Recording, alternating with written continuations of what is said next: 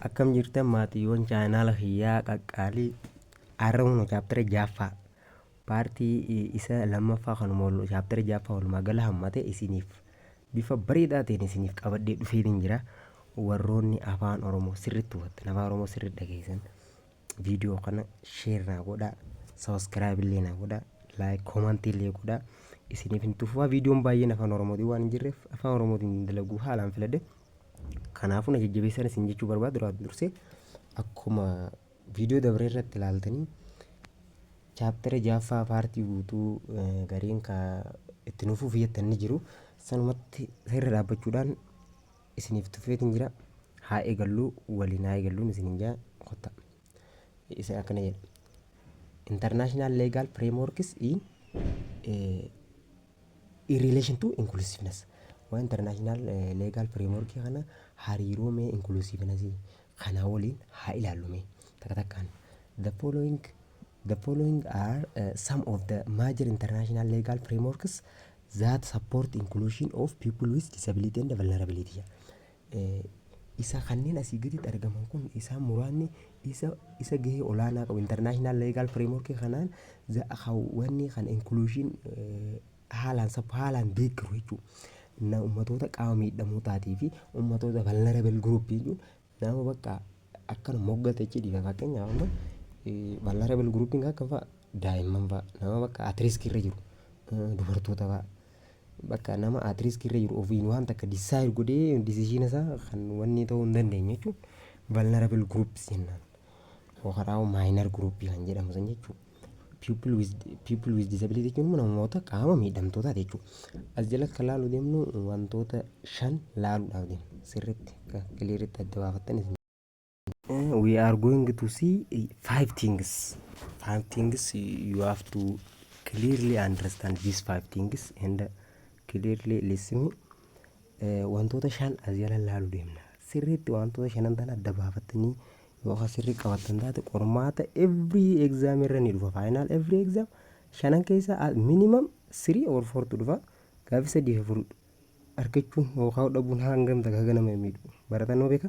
The first one is the Universal Declaration of Human Rights in 1948. 1948 kana irratti bara 1948 artikelii 26 irratti Universal Declaration of Human Rights. Waa'ee maaliif dubbate kun inni tokkoffaan kana waa'ee maaliif dubbate? Waa'ee mirga namummaa bakka mirga dhala namaa. This declaration asserted that there are 3 things declaration are mentioned in this Universal Declaration of Human Rights. As jala ammaan tana waa sadii mention ta'e jira artikelii 26 kana sab artikelii as jala kana irratti wantoota jaanittu wantoota sadiitu kaa'ame sadeen kana sirriitti adda baafatu dirqama. The first one is what? Everyone has a right to education. Namni kamiyyuu mirga barachuu qabaa jaa tokkoffaan. Maal jennee wanni walumaa galatti tokko innummaan mata duree maal jaa universaalii maal godha declaration human right jennee kanaaf everyone has a right to education sab artikeliin 26 inni lammaffaan immoo education shall be directed to the full development of the human personality and the strengthening of respect for human rights and fundamental freedoms.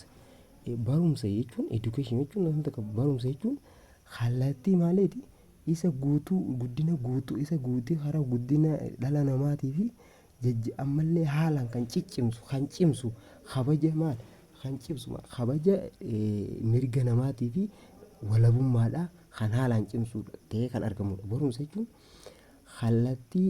kallattii guddina isa olaanaa keessaa waa'ee dhala namaa irratti kan maal godhu kabaja dhala namaa fi walabummaa kan cimsu barumsa qofaadha jechuudha. Kanaaf maal jechuudha education shall be directed to the fullest development of human personality and the strengthening kan jajjabeessu of respect for human rights and fundamental freedom kan haalaan respects godhu jechuudha.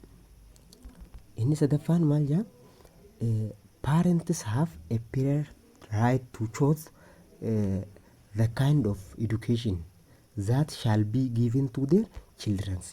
maatiin barattoota maatiin jalqaba mirga filachuu ni qaba. Mirga akaakuu akkam akka baratu barataan ijoolleen isaa maal akka naa baratu maal jee mirga ni qaba jechuudha. Maal barataan daa'imni isaa maal akka baratu fakkeenyaaf amma ifi nama guddaa kan san dhiisii freshman koorsii eegalte booda dipaartimentii akkanaa filadhu jee mirga qaba akkanaa filadhu kan maatiin fa'aa filateef akka seenu jira kan fedhii isaatiin seenu jira maatiin hin beekne akkasatu jira. Kana jechuun kanaaf parentiin have a period right to choose the kind of education that shall be given to their children. Barumsa gosa akkanaa baradhu, naachuraal baradhu, sooshaal baradhu gisee kudha akka seente sooshaal seenii force kasi godhee maatiin si naquu jira. Kan naachuraal seenii jee force godhee si naquu jira. Akkas mirga jechuun filatee fa'aa kanaan seenii gaayyee akkasitti naquu jira. Mirga ni qaba jechuudha. Isa lammaffaa lammaffaan maalidha? The United Nations Convention on the Right of the Children in 1989. San meeqa inni kun mirga waa'ee daa'immanii dubbata. Bara 1989 isa kana sirriitti adda baafatu qabdan qormaata irra shurlii ni dhufa gaafii qormaata faayinaalaa viidiyoo tiyya lagasseentanii final exam freshman course inclusiveness kan jiru yaala ilaaltan ni jirti jechuu gaafiin tun isaan nama laalaa deemu afranuu ni jirani. The first maalidha? Asirratti United Nations Convention of the Right of the Children kun wantoota artiklii sadiitu jira. Article 23, Article 28 and Article 29. 29 ni ilaalla page 23 ilaallu. 23 stipulated that children with disability should have effective access to and receive education, training, health care service, rehabilitation service in a manner conducive to achieving the fullest possible social integration and individual development. Maa jechuudha amma kun artikiliin 28 maal jee children with disability daa'imman qaama miidhamtoota mirga bakka wanta takka access to qabanii barumsa isaanii fudhatuu qabanii maal training godhuu qaban jechuun maal haalaan yeroo baay'ee deddeebii yaaluu goosisuu qabna. Health care service tajaajila fayyaa fi rehabilitation service jechuun yooniif namni tokko haalaan qaama miidhamaa taate isaa jechuun akka life isaa bareedaa jiraatuuf wanta possibly higher possible outcome kan goonuuf rehabilitation godhuuf jechuun wanti biraa akka riskiin biraa irra hin geenyeef kanarraa eegnu jechuun rehabilitation service ergatuu qabanii in manner conducive to achieving the fullest possible social integration and individual development. Bakka akkanuma nama haala fayyaa qabutti milkaa'inaan bakka isa olaanaa ta'e hawaasa bakka social integrationidhaan dhuunfaanillee guddina dhuunfaatiin haalaan guddatuu qabanii article 23 akkana jedha. Article 28 says asserted that the children have right to education and equal opportunity by daa'imman mirga baratuu fi carraa walqixa qabaachuu qabanii by three things this negative wantoota daa'imman mirga barachuutii fi carraa walqixa qabaachuu qabanii.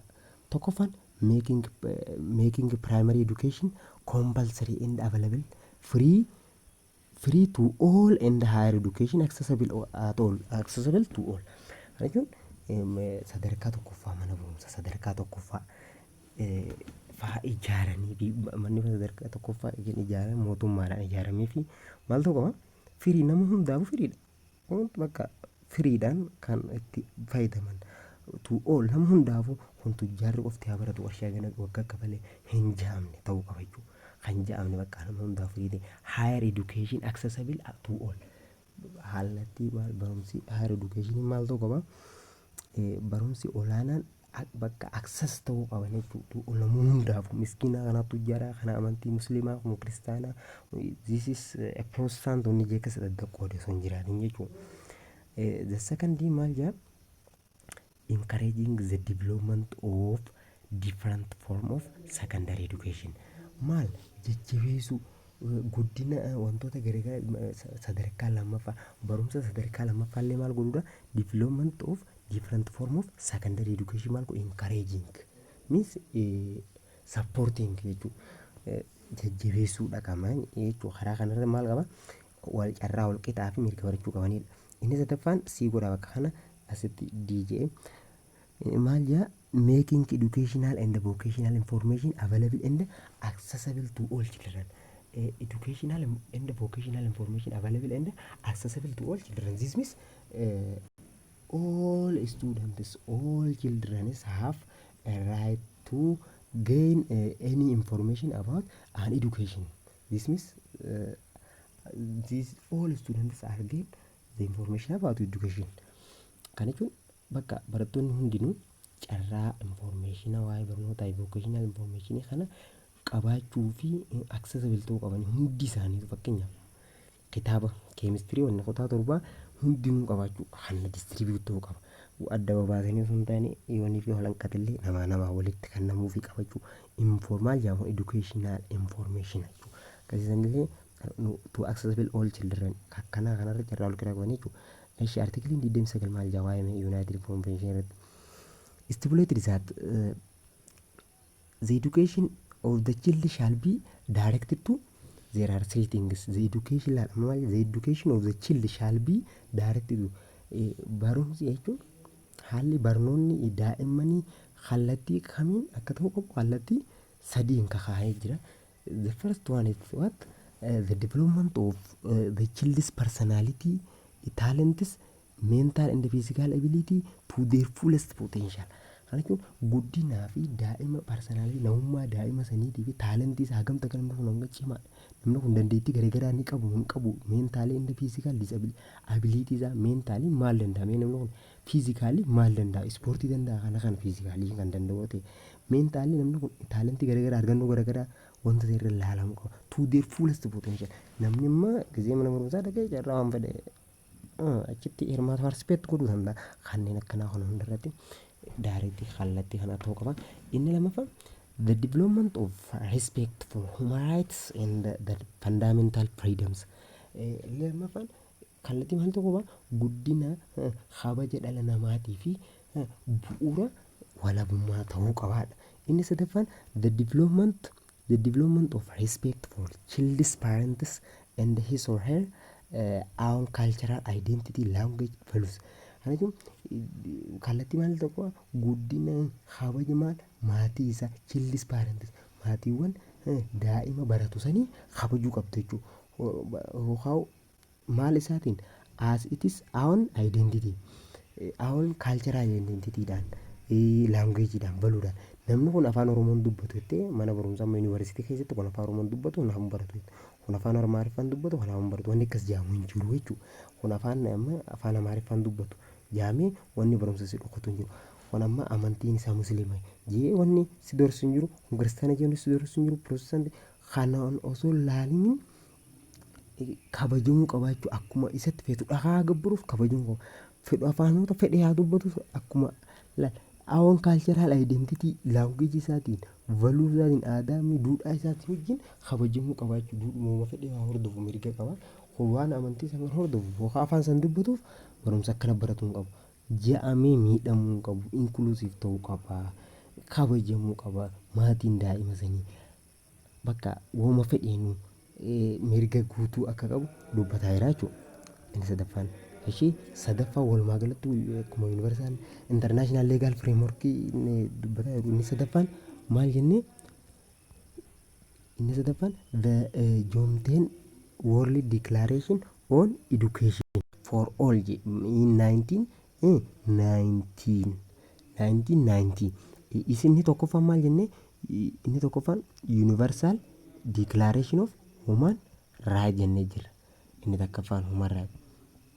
Inni lammaffaan immoo the United Nation of the Universal the Right of the Children jennee jira in 1989 kan malaalle. Inni sadaffaan immoo the Joomteen World Declaration on Education for All 1990 Education for All kanaas qabachuu qabdan. Joomteen World Declaration on Education firoomsi farra fidan maal jeefaa isin jaanii isin gaafatanii sirriitti dhaggeeffadhaa addaan baafadhaa sirriitti dubbisaa clear godhee isin hima understand akka gootan isiniin abdadha. This declaration recognized and stated that education is basic right for all people. Joomteen kun maqaa namaati beekadha. Maal jee education is basic for all people. Barumsi bu'uura nama hundaaf bu'uuraa jee kan kaa'isa. Eessarraa fudhatee yoo ta'an amma kana education is basic for all people ka diimata kana ni fidan every final exam gibbii fedhe university fedhellee yoo jiraatte ni fidan bakka keeysaan dhiisan tana qabadhu. Joomteen kun conference observed that the particular group of the learners were excluded. Examples: girls, the poor, street, working children, rural and remote population, ethnic minority and other groups. Maal eessaa argate waan kana barumsi nama hundaafuu akka beesikiitti kan jee deemeeti ganda keessa warreen learnerii excluded warreen barumsarraa excluded ta'an kanneen akka dubartoota fa'aa namoota miskiinotaa fi warroota daa'imman hojjettoota kanneen akka remote population jechuun ummatoota akka maali moggaarra fa'aa jiraatan warra maayinar fa'aa jechuun nama bakka gadi qabamee jechuun laalamu fa'aa kanneen akkasiidhaasan barumsarraa akka faggaatan observe godheeti wanni kun dhiibbaa akka uume argee education is basic for all people jee kan kaa'e joomteen world declaration. Don't forget this one. This is always come on exam. You have to understand this one. And the particular mention was made of children with disability and adults. A particular mention was made of children with disability and adults. Wantoonni muraasni isaanii kan mention ta'e maal fa'aadhaan mention godhe kan argatanni argannoo wanni observe godhe kana daa'immanii fi children with disability daa'imman qaama miidhamtootaa fi adult irratti illee wantoota akkanaa kan argate jechuudha. Isaanitti dabaluudhaan namoota small excluded ta'an kanarratti dabaluudhaan daa'imaa fi nama guddaallee dabalate qaama miidhamtootaallee akkasi barumsa irraa excluded ta'an jee particulaarii mention kan inni godhe jechuudha. Joomteen kun ishiin afraffaan the standard rule on the equalization of opportunity for people with disability in 1993. Standard rule bakka kan standard isaa eeggatu dambiiwwan walqixxummaa carraa namoota qaamni miidhamaa namummanni qaama miidhamtoota qabaachuu qaban jee ruulii kaa'amee jira asitti bara 1993 kana jechuudha. 1993 kana the consist of rules governing all aspects of the right of person with disability. This consists of ruling on governing kan govern ta'e all aspects of the right of person with disability. Wantoota hundaa kan hammateedha maal mirga nama qaama miidhamtoota hunda kan hammatee all aspects of the right of a person with disability. The declaration stipulated that declaration akkana state should take the responsibility for education of people with disability and should have a clear policy, flexible curriculum, provide quality materials, ongoing teacher training and support godhu qaba. State ensure that the education of people with disability is integral part of educational system. Ammas maal jeeni beektanii isteetiin kun jechuun qaama mootummaa jechuudha. Mootummaa kan maal daangaa murtaa'e qabaatu uummata murtaa'e qabaatu seerota isteetiin ni beekamu mootummaa jechuudha. Bakka dirqama maal godhuma fudhatu qabu jechuudha. Itti gaafatamummaa wanni akkamitti haala barnoota namoota qaama miidhamtootaa kanaa fi isaan shuudhaaf akkam godhuu qaba maal clear policy maal qulqulluu kan ta'e imaammatoota qulqulluu fi kaarikulamii maal akka fedhetti flexible kaarikulamii jechuun amma namni fakkeenyaaf namni gurraan hin dhageenye faan dirqama achuma dhaabbatee barsaan biraabboortii ilaa akkana jee dubbatu osoo hin ta'in saayil laanguweejii fa'aa barsiisuu wantu saayil laanguweejiidhaan fa'aa barsiisuu harkaan jechuudha. Sun maal flexible laanguweejii akkaataa inni baratu barsiisan nama gurraan hin dhageenye harkaan barsiisan saayil laanguweejiidhaan nama ijaa hin agarree maaliin barsiisan harkaan qaqqabachiisanii harkaan dubbisan tokko jira. Akkasii flexible curriculum ta'uu qabu uummata saniif and provide quality material dhiisuu qaban jechuudha. Qulqullina barumsaa qulqullina meeshaalee isaan ittiin baratanillee and ongoing teacher training teacher akka bakka training haalaan shaakalsiisuu qaban jechuudha. And support deeggaruullee qaban jechuudha. State should ensure that statein kun mootummaan kun mirkaneessuu qaba jechuudha. That maal education of people with disabilities is integral part of the educational system. Maal mootummaan wantoota kana mirkaneessuu qaba asirratti. Barumsi uummattoota qaama miidhamtootaadha kun haalaan maali bu'uura yookaan hidda paartii barumsa waa'ee bakka barnoota akkaataa siistama barnoota kana keessatti isa bu'uuraadha jechuudha. Fakkeenyaaf namni harkaan dubbisuudhaaf namni fayyaa qabu kun harkaan dubbisuu hin danda'u. Garuu isaan ni danda'an. Kunillee wanti nam saayil laangueejii namni keenya fayyaa qabu hin danda'u. Garuu isaan ni danda'a. Kunillee maal hidda ta'aaf jechuudha. Inni shanaffaa fi inni dhumaa waa'ee international legal frameworkidha. The Salamanca Statements and the Framework for Action of SNE in 1994. Don't forget this one. This is a document. The Salamanca Statement is a key international document on the principles and the practice of inclusive education. Salamanca Statement is a key international document. Isni seera ruulii osoo hin ta'in dookumentii qajeelfamootaa fi akkaataa namoonni bakka nama hunda hammachiisuu qaba. Illa practice of inclusive education kana dookumentii akkasii barreeffamee jira jechuudha. This declaration asserted that maal jedha dookumentii kanarratti all amma wanta diimee isa kana akka malee focus irra godha. Mee qormaata anas jalatti isin hojjedhee ture torbee darbe qormaata final exam kan jedhu viidiyoo hiyyaala seentanii ilaaltan ni jira gaafiileen kun hundinuu jechuudha.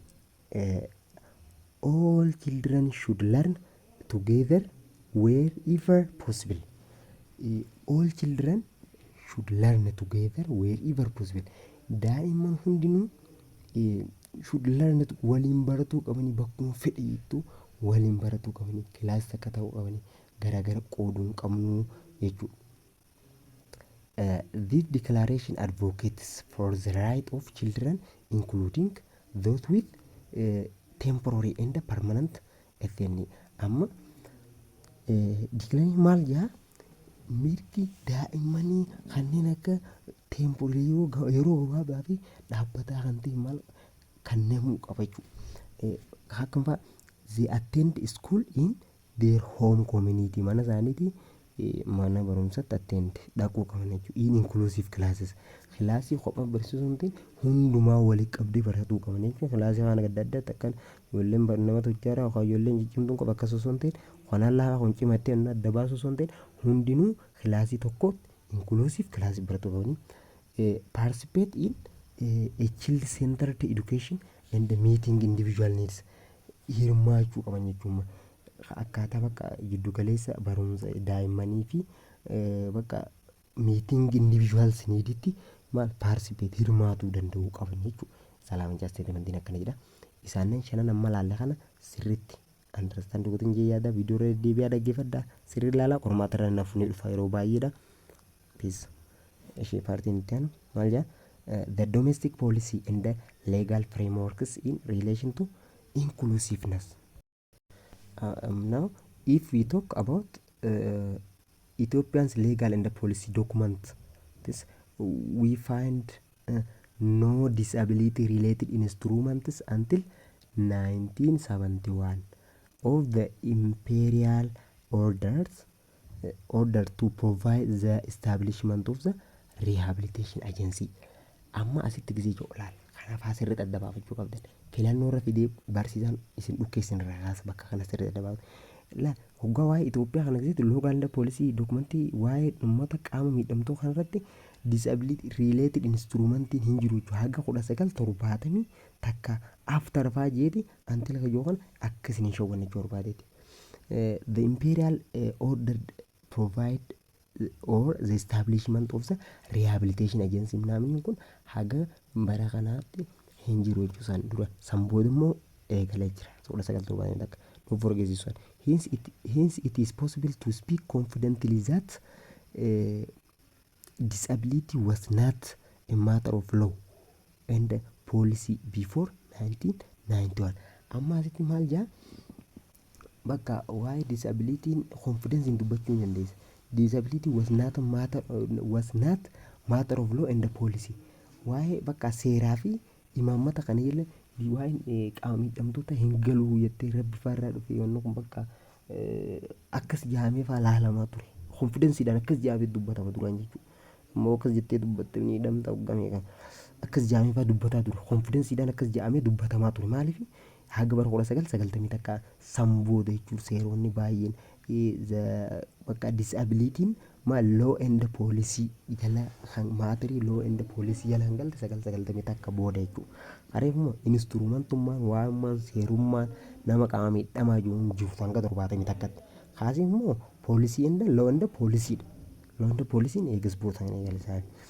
Ethiopian has this 3 points you have to understand this 3 points. Ethiopia has signed most of the international conventions and declaration to protect and respect the right of people with disability.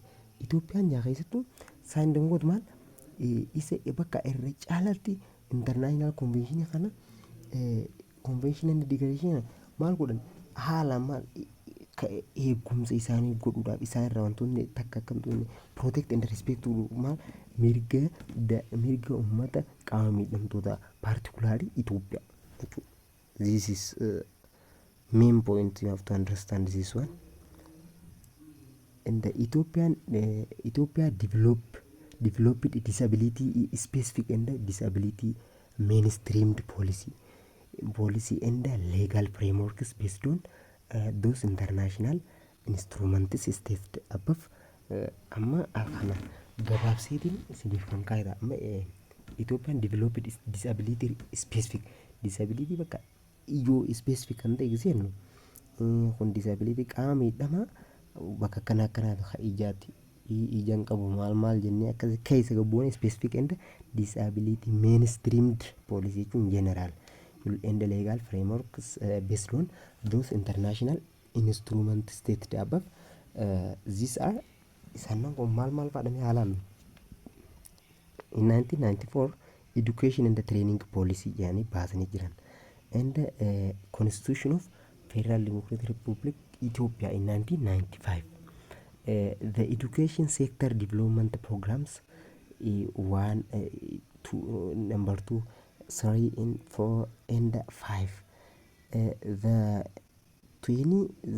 2008 National TVET policy National TVET policy a proclamation number 568 2008 to provide the right to employment person with disability.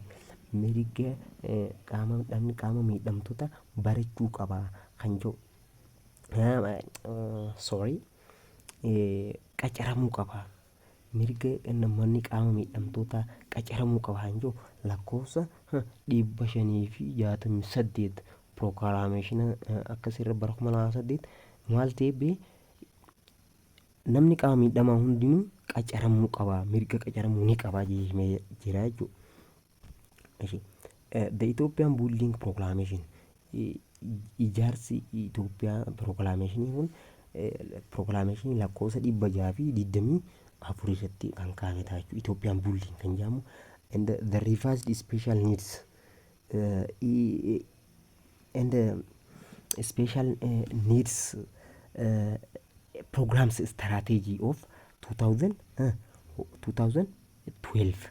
The revised special needs and program strategy bara 2012 kan revised special need fi program strategy. The national plan action of people with disability to 2012 up to 2021 bara 2012 haga bara 2020 takka national plan of action of people with disability bakka akkuma biyyattiitu karoora maal gochoota uummata qaama miidhamtootaaf kan jedhame baroota asii kana gidduu kan jiru jechuudha. The construction policy imaammanni kan ijaarame bara 2014. The social protection policy is also as the same with construction policy. Social protection policy and the social construction policy is the same years 2014 or 40. The civil servant proclamation number 1064 in 2017. The civil servant proclamation number proclamation lakkoofsa proclamation isa humna kaafi 64 kan ta'e ijoo jumaan isinii baase asirratti la ijoo kana qabachuu qabdan ijoo qormaata rakkasanii qormaata kaafi 64 bara gana keessa maal proclamation maaltu teefaa isiniin jaan the civil servant jechuun from sifarra fiduu danda'a gibbii garaagarummaa jira kan fiduu hin dhabamu jechuudha garuu gibbii baay'ee kun baay'een isaan dhufu kanuma reefu laallee diimaan ta'een santu baay'ee qormaata dhufa the revised higher institution proclamation the revised higher institution kan jedhan the revised higher institution proclamation number 1152 in 2019 labor proclamation laaboriidha mirga kan laaboriidha proclamation kuma takkaa fi 156 jechuudha bara 2019 and if you have the question this question you have to do this 3 question and this is for you. This is I surprised for you is the activity which international human rights instruments brought a turning point in the history of disability movement. Why? This question you have to understand and you have to answer this question what you understand from these 6 chapters. And the second question is, do you believe that the Federal Democratic Republic Ethiopia Constitution of 1995 promotes the issue of the disability from the human rights perspective? Why? You have to answer article 41 sub-article 5 of the Constitution, it says. And the third question is, what are the major shortcomings of the government in treating the issue of disability at policy and implementation levels? Gaafi tanaaf deebisaa isaan isinirraa eega komantii irratti isinirraa eega understand gootanii komantii irratti deebisaa isin deebistan hubattanii akkasuma aguma itti yaaddanii waan tana deebisuun qabachee irratti jettanii naaf barreessanii komantii irra naa gootanii akkasuma hubannoon keessanillee cima mee haalaan waan tana sirriitti hubaddaa deebisaa isaan komantii irratti isinirraa eegaddaa. Peace. Viidiyoon kun yoo isin fayyadee isinitti tolee kan jiraatu taate please share naa godha comment illee godha waan isin hojjechuu qabu gaafillee paartii itti aanu keessa gaafii waliin kan hojjennu ta'a and subscribe illee naa godha akkasuma surprise subscribe and share hiriyaa keessan illee share godha warri afaan oromoo dhaguuf naa galatuma nagayaan tura.